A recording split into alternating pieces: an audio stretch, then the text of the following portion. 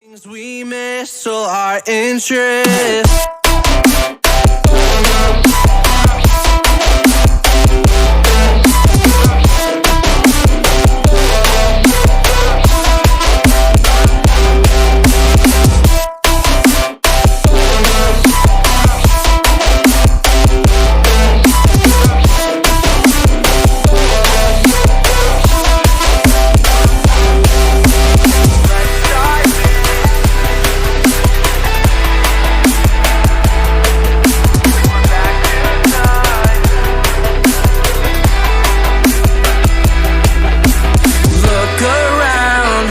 Try to find the people who stand out, the faceless crowd, lost in